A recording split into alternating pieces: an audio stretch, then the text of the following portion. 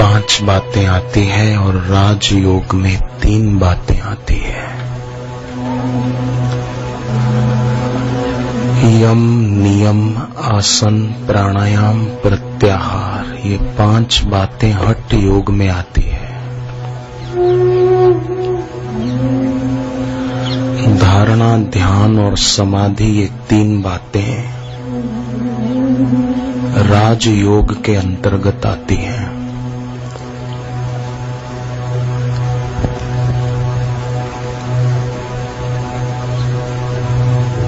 पतंजलि योग दर्शन में 5 प्रकार यम के बताए हैं, परंतु भागवत में 12 प्रकार यम के बताए हैं। नियम के 5 प्रकार पतंजलि योग सूत्र में 5 बताए हैं, पर भागवत में 12 बताए हैं। वो कभी देखेंगे आसन की स्थिरता के बारे में आप जानते हैं और वो अभी प्रत्यक्ष दिख रही है। स्थिरता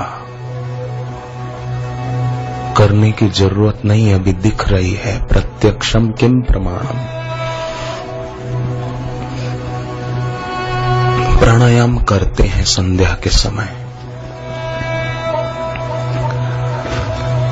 प्रत्याहार भी शिविर में स्वाभाविक ही होता है। इंद्रियों को उनके मनमाने विषयों से खींचना, रोकना, ये प्रत्याहार है। फिर धारणा है। धारणा में कई प्रकार की धारणाएं होती हैं। वायवीय धारणा, खुले आकाश की ओर एकटक देखते रहना। जलीय धारणा, नदी या समुद्र के पानी को एकटक देखते रहना।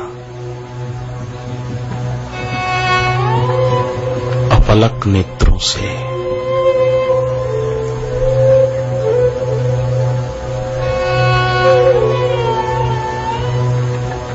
दिए की ज्योत को थोड़ा दूर रखकर एकटक देखना, आग्नेय धारणा।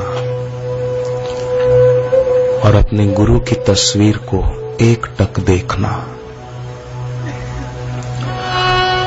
और 1-2 बातें इस विषय में आपके चरणों में मैं प्रार्थना के रूप में रखूं। हम सभी साधकों को ये ध्यान रहे कि एकटक देखने की विधि वो विषय से संबंधित नहीं है। ध्यान देना कृपा करके।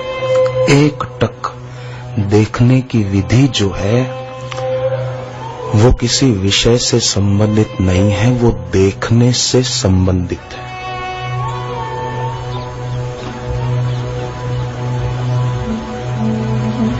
जब एकटक देखते हैं गुरु मूर्ति की ओर तो दृष्टि स्थिर हो जाती है।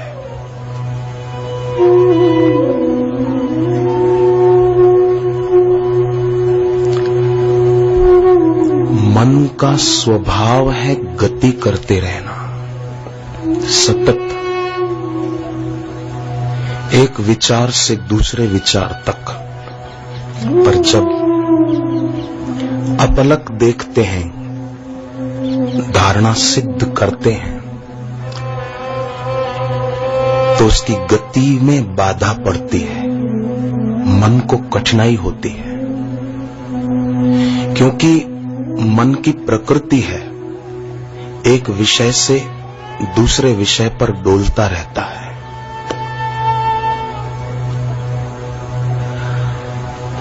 और अगर मन गति करता रहेगा तो हम एकटक देख नहीं पाएंगे,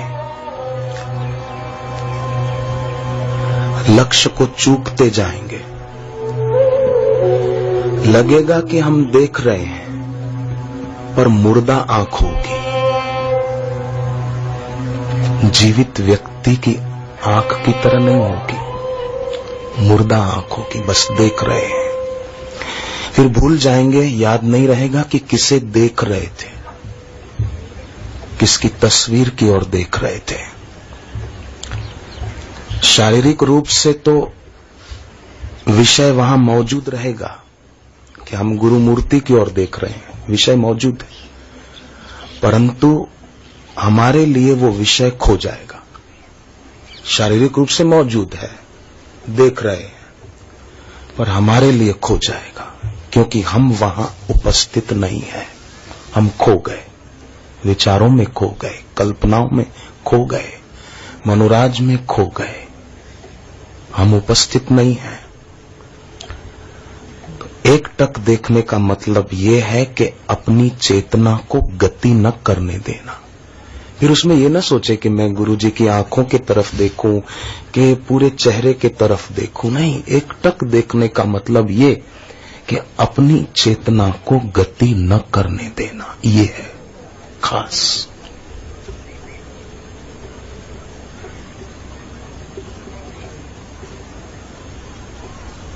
तो जब अपनी चेतना को गति नहीं करने देंगे, केवल उन्हीं का आसरा, उन्हीं का आश्रय, उन्हीं का ध्यान, तो उससे उनकी शक्ति ध्यान करने वाले को प्राप्त होगी। रावण में अपने बल का अभिमान था, तो शिव जी का बल रावण के काम नहीं आ सका। शिव जी भी देख रहे थे कि युद्ध हो रहा है, क्यों उसको बचाने नहीं आए? उसको अपने बल का अभिमान था, मैं कुछ हूं। हिरण्याकश्यप को अपने बल का अभिमान था। परिणाम ये आया कि नखूनों से उसको चीर दिया गया। अस्त्र शस्त्र उसको मार नहीं सकते थे, पर नखूनों से उसको मार दिया गया। तो जब हम अपने मन को इधर उधर गति नहीं करने देते, एक टक देखते हैं, तो मन थोड़ा संघर्ष करता है।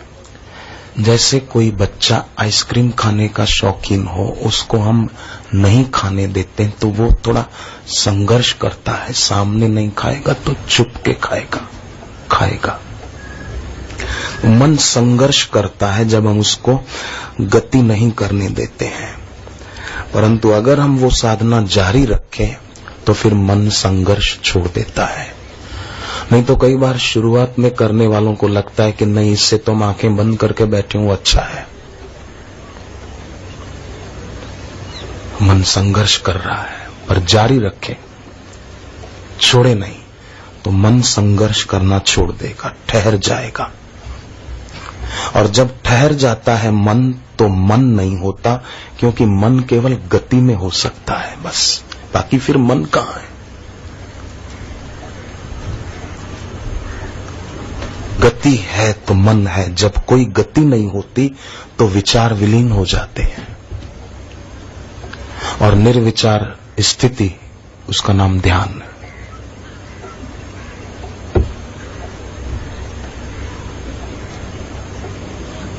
तो ये बहुत हितकारी है, पूरे होश से सावधान रहकर एक टक देखना अपने गुरुवर की ओर, गुरु मूर्ति की ओर। मुर्दा आंखों से देखेंगे तो फिर विचार, कल्पनाएं चलती रहेंगी। मुर्दा आंखें देखती रहेगी, देखने का बहाना करती रहेगी आंखें कि हम एक टक देख रहे हैं, पर मन इधर उधर गति करता रहेगा, रुकेगा नहीं, दौड़ता रहेगा। तो सदैव हम सभी साधक भाई बहनें याद रखें कि एक टक देखने का अर्थ है हमारी आंखें ही नहीं, बल्कि समग्र मन भी आंखों के रास्ते से गुरुदेव पर केंद्रित हो गया, स्थिर हो गया।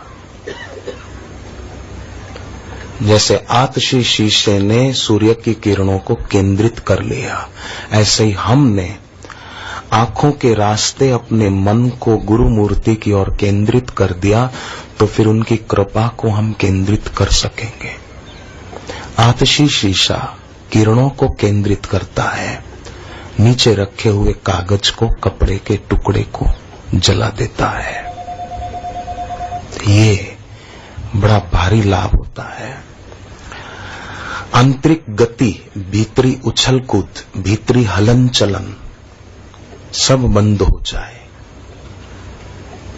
आंखों के रास्ते मन को स्थिर कर दिया, देखने में मन को ठहरा दिया ताकि दूसरा दृश्य अपनी ओर खींच न पाए।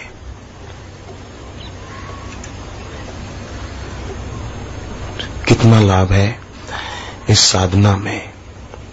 शांत स्थिर होकर एकटक देखना वो व्यक्ति को बदलने का सामर्थ्य रखता है, पर ये शर्त है आंख और चेतना एक हो जाए, हम स्वयं वहां पर उपस्थित हों, एब्सेंट नहीं, अनुपस्थिति नहीं।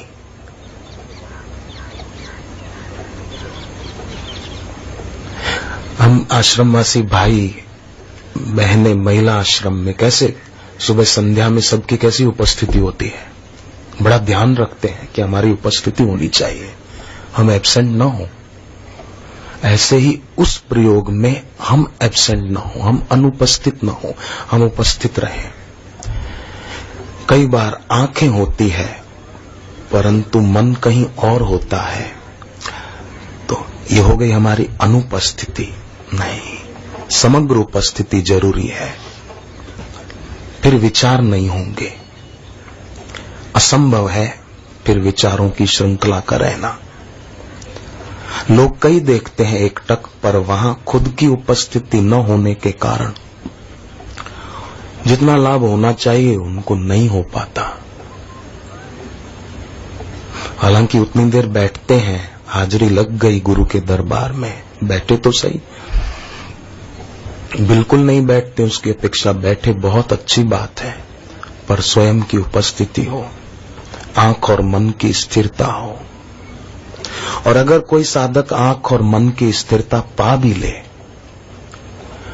पर उसमें फिर दूसरी कठिनाई ये आती है कि आत्मसम्मोहन की स्थिति। आत्मसम्मोहन की स्थिति माना कि धीरे धीरे फिर नींद घेरने लग जाए, आंखें घिर जाए, आंखें भारी होने लगे। ये दूसरी कठिनाई है। सबको हो ये कोई जरूरी नहीं है, पर कईयों को हो भी सकती है। तो उसमें ध्यान ये रखना होगा, मैंने गुरुदेव से सुना है कि अपनी ऊर्जा जो क्रोध में, व्यर्थ की बातों में खर्च होती है, उस ऊर्जा को बचाएंगे तो वो ऊर्जा इसमें लग जाएगी।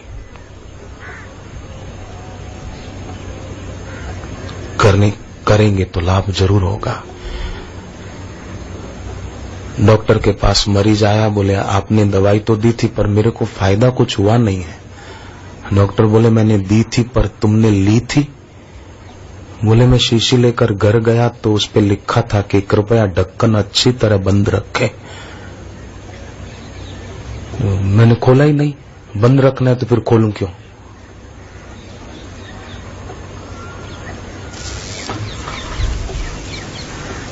कैसे काम चलेगा?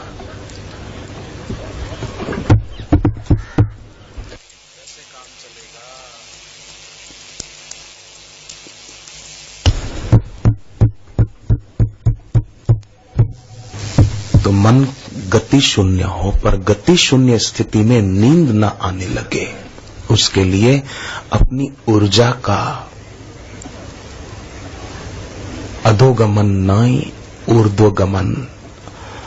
तो गति शून्य स्थिति में फिर नींद नहीं आएगी, आत्मसम्मोहन नहीं होगा, मन शांत होगा, ऐसे जैसे प्रगाढ़ नींद में होता है। साथ ही सजाग, जैसा कार्य करने की स्थिति में सजाग होता है कि नुकसान ना हो, कुछ गड़बड़ ना हो, ऐसा सजाग भी होगा। जैसे पतंजलि योग दर्शन में समाधि की तुलना सुषुप्ति से की गई है, गहरी प्रगाढ़ सुषुप्ति, समाधि की तुलना उससे की गई है। अंतर इतना ही है कि सुषुप्ति में सजगता नहीं है और ध्यान में पूर्ण सजगता होती है। सुषुप्ति में तमोगुण है, प्रगाढ़ सुषुप्ति में। तो जप, ध्यान, साधना, ये एक टक देखने की ये अगर और जो गुरुदेव बताते हैं वो साधना न करे और सुखी होने की इच्छा करे तो समझो वो व्यक्ति दरवाजे को छोड़कर दीवार से सिर टकराकर बाहर निकलने की इच्छा कर रहा है। कैसे निकलेगा? सिर फूटेगा उसका, बाहर नहीं निकल पाएगा। दरवाजा है, वहां से नहीं जाता है, दीवार से जा रहा है टकराने के लिए। कैसे जाएगा?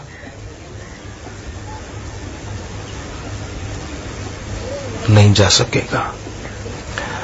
दीवार से सिर फोड़ते हुए बाहर जाने की इच्छा करना ये कैसी बात है। एक बड़े विज्ञानी हुए जिनका नाम था T.H. हक्सले। बड़े विज्ञानी हुए तो एक बार वो लंदन में पहुंचे, उनको कहीं जाना था। एक जो अलग अलग छोटे स्टेशन होते हैं ना, उपनगरीय स्टेशन, उनको वहां जाना था तो ट्रेन लेट थी। बाहर आए तो टैक्सी वाले को कहा कि मेरे को अमुक जगह जाना है, ले चलो। बैठे,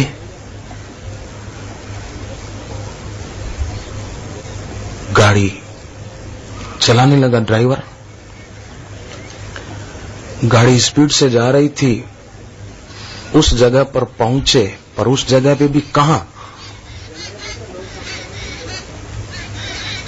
ड्राइवर पूछने लगा कहां, किस जगह उतारूं? बोले ये तो मेरे को भी पता नहीं, मैं भूल गया। आपको पता होगा? बोले मेरे आपकी पहली मुलाकात है, मुझे कैसे पता होगा। अब इतना बड़ा विज्ञानी एड्रेस भूल गया, कहां जाना है, किस जगह उसको पता नहीं। इसमें कोई उस आदमी की मैं निंदा नहीं करना चाहता हूं, परंतु व्यक्ति भले बाहर से कितना ही बड़ा हो पर अपना लक्ष्य भूल जाए, बुद्धि को आगे न। न्यूटन, उसने बिल्ली पाल रखी थी दो, एक बड़ी थी एक छोटी थी। दोनों खेलती कूदती, रात को उसको सोना होता तो वो टाइम से आए नहीं, देर से आती बाहर से, तो उसको दरवाजा खुला रखना पड़ता, बड़ा परेशान होता। तो दोस्त ने कहा तुम 2 होल करा दो, 2 छेद करा दो, वहां से बिल्ली आ जाएगी, छेद करा दो। उसने 2 कराए, एक बड़ा एक छोटा। तो एक दिन किसी व्यक्ति ने पूछा कि तुमने 2 छेद क्यों कराए इसमें? बोले 2 बिल्ली है, एक बड़ी एक छोटी, उन 2 के आने के लिए 2 कराए। उसने कहा भले आदमी, आप इतने बड़े आदमी हो, एक से काम नहीं चल जाता, बड़े छेद से बड़ी बिल्ली आ जाती, छोटी भी आ जाती, 2 कराने की क्या जरूरत थी। तो जैसे उसने बेकार में अपना दरवाजे का वो बिगाड़ा, ऐसे लोग अपनी ऊर्जा को बिगाड़ते हैं। तो जो ऊर्जा ध्यान में लगनी चाहिए थी वो ऊर्जा उन बातों में खर्च हो जाती है और फिर हाथ कुछ आता नहीं और सोचते हैं कि हमको फायदा कुछ हुआ नहीं। इसलिए हम सभी को जो गुरुदेव के श्रीमुख से कल्याणकारी वाणी निकलती है, उन वचनों का हम सभी साधकों को खूब खूब आदर करना होगा।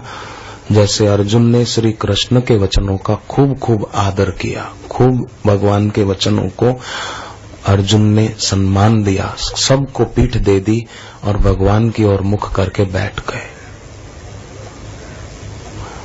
रज्जब साहब ने कहा, इस्लाम धर्म में हुए दादू दीन दयाल जी के शिष्य, उन्होंने कहा गुरु विषयन को, गुरु शब्दन को ग्रहण करी, विषयन को दे पीठ। गुरु शब्द को ग्रहण करके विषयों को पीठ दे दे। तो गुरुदेव हमें शब्द तो सुनाते हैं, जो शब्द उनके अंदर निशब्द को छूकर आते हैं, ऐसे शब्द सुनाते हैं जो सुनने मात्र से आत्मिक शांति की अनुभूति होती है। एक आदमी था, मैंने गुरुदेव के मुख से ही सुना था ये विनोदी दृष्टांत। वो आदमी एक बार सीढ़ियों से गिर पड़ा, ऊपर से नीचे फिसल गया, तो फ्रैक्चर हो गया। डॉक्टर के पास ले गए, प्लास्टर लगा दिया।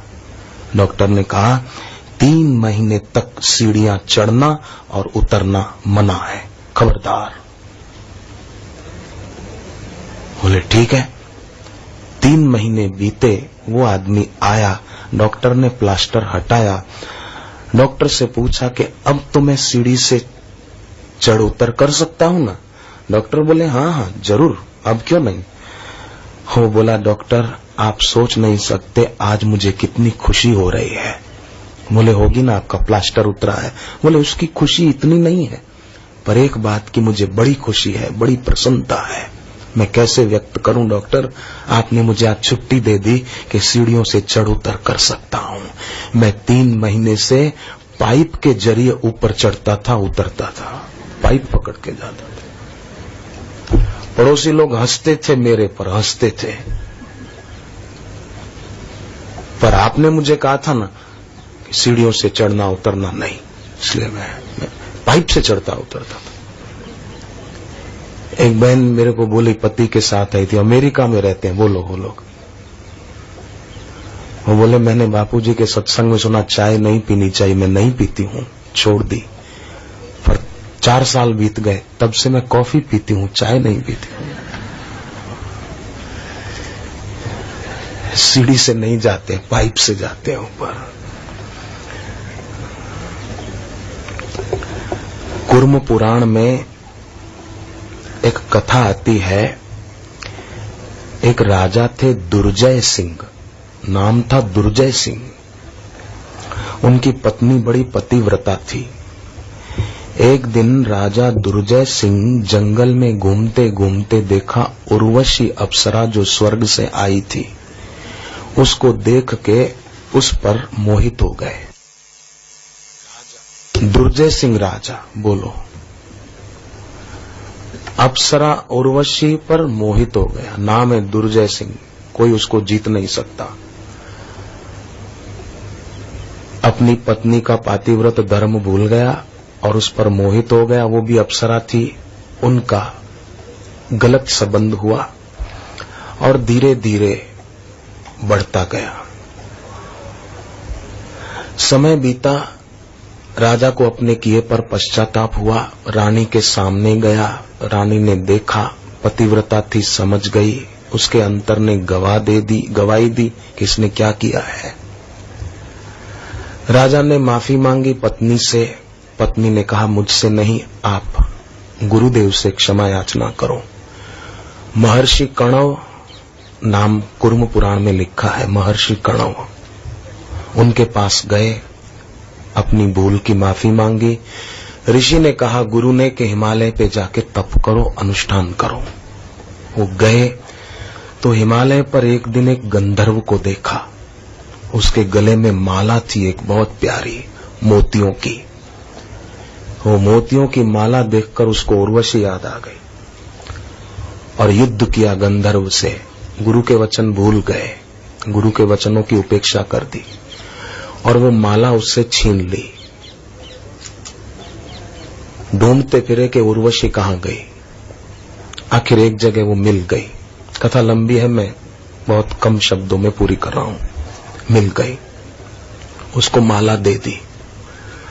उर्वशी को याद आया कि इसकी पत्नी बड़ी पतिव्रता है, वो मेरे को श्राप देगी तो मेरे को तकलीफ होगी।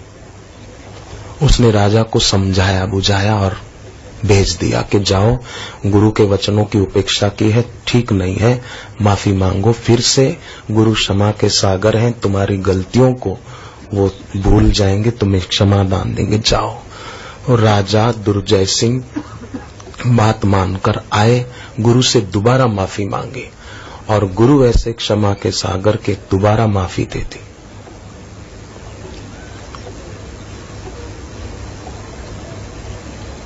और साधना पद्धति बताई।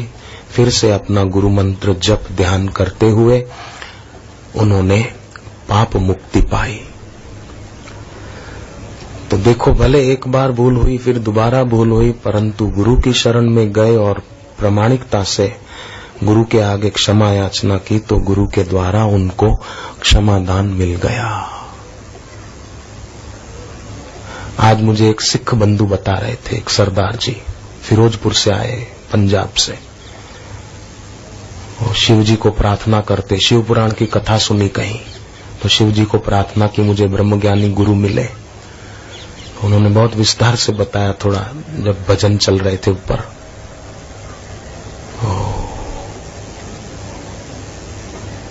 बोले शिवरात्रि के दिन ही मुझे बापूजी से दीक्षा मिली। मैंने शिव जी को प्रार्थना की मुझे ब्रह्मज्ञानी गुरु मिले, और शिवरात्रि को ही लुधियाना के आश्रम में 2001 में दीक्षा मिली।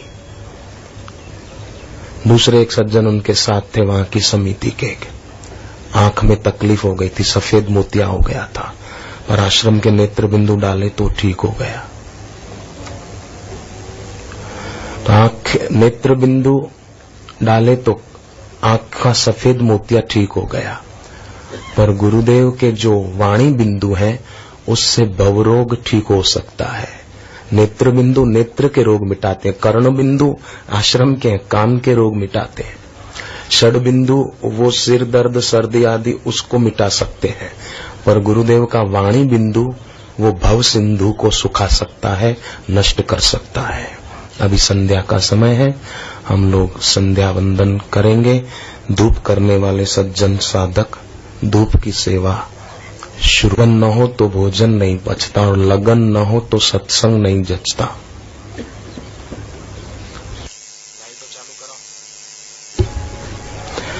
गुरु की अपूर्व संपदा हम पर बरसने को तैयार है, पर हम झोली बंद रखेंगे, गुरु से दूर रहेंगे, काम नहीं बनेगा।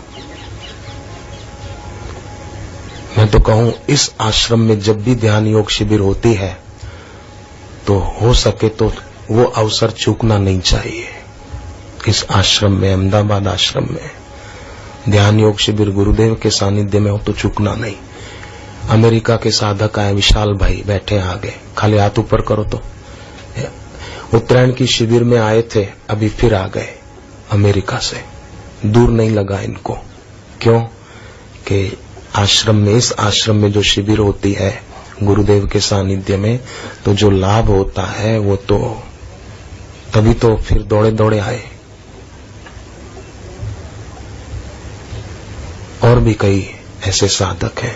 तो अपूर्व संपदा गुरु की हम पर बरसने को तैयार है, पर झोली बंद रखी है। सब कुछ मिल सकता है, पर ना कुछ के पीछे दौड़ रहे हैं। दुख कोई नहीं चाहते संसार में, पर बीज उसी के बो रहे हैं। हीरों की खदान निकट है, पर कचरा घर के पास जाके बैठ गए, कहां से हीरे मिलेंगे। हीरों की खदान निकट है, पर वहां न बैठकर कचरा घर के पास बैठ गए कि हीरे मिलेंगे, नहीं मिलेंगे। केवल अपना हाथ बढ़ाना है, पर सत्संग के अभाव में हाथ गलत दिशा में बढ़ जाता है, कचरा घर की ओर, हीरों की खदान की ओर हाथ नहीं बढ़ता। ये भी आश्चर्य है। आंखें बंद और बुद्धि में जड़ता के कारण अमूल्य को निर्मूल्य गंवा देते हैं, पर हम सब बड़भागी हैं जो ऐसे पवित्र स्थान पर पहुंच पाए हैं।